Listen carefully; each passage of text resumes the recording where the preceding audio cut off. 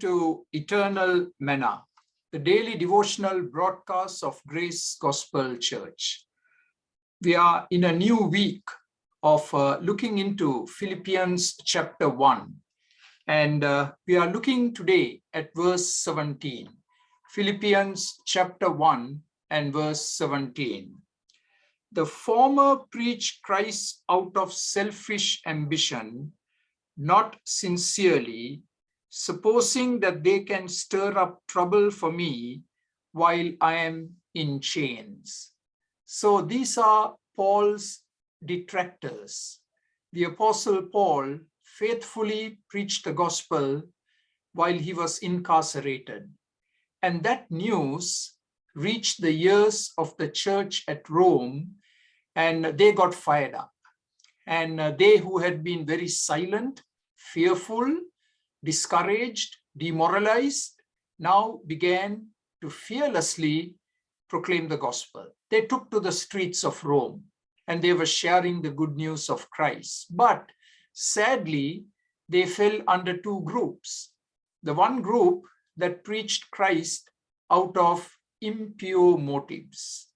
And there was the second group that preached Christ out of pure motives.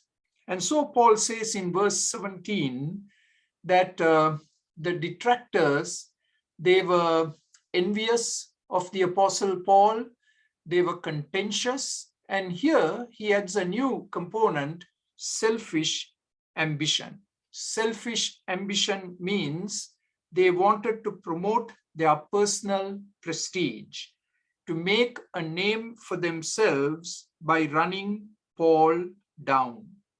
They hid their motives under a false appearance. And this added to the pain of Paul. He was already in chains, and now to hear his name maligned, misrepresented, caused him deeper, greater pain. So we need to ask this question, what do we mean by pure motives? Pure motives means two things.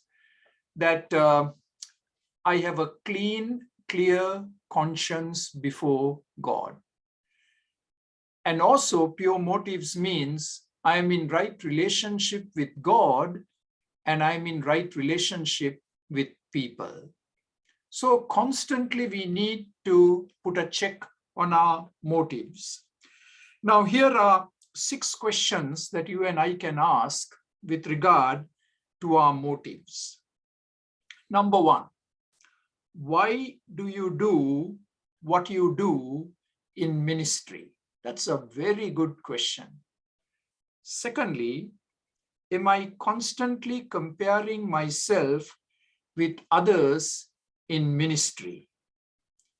Question number 3, do I rejoice when my fellow believers succeed, or do I grow jealous and become competitive?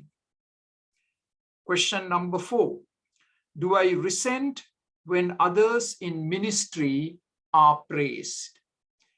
Question number 5, does it disturb me when others are praised, promoted, and more recognized than I am?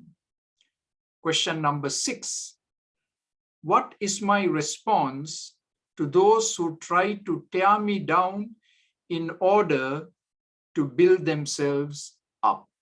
Good questions to ask and answer. And here were the detractors stirring up trouble for the Apostle Paul.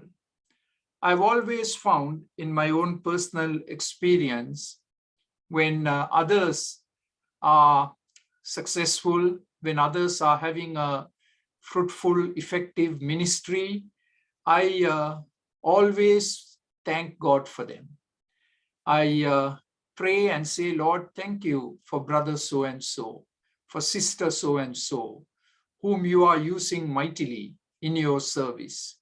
And I will even try and send them a note of encouragement that I am supporting them in my prayers and that I'm thankful to God for them. And I also pray that in the midst of all their success and effectiveness, that they will maintain a spirit of humility. So that's always a safeguard for any one of us as we look at others and how God is using them and blessing them. When it's all said and done, the ultimate motive for ministry has got to be the glory of God and the glory of God alone. But because we still have our sin nature within us, it begins to express itself negatively. And so we need to keep a watch. God bless you. Have a good day today. We'll see you tomorrow. For more videos like this, please subscribe to our YouTube channel, Grace Gospel English Church Toronto. Thank you.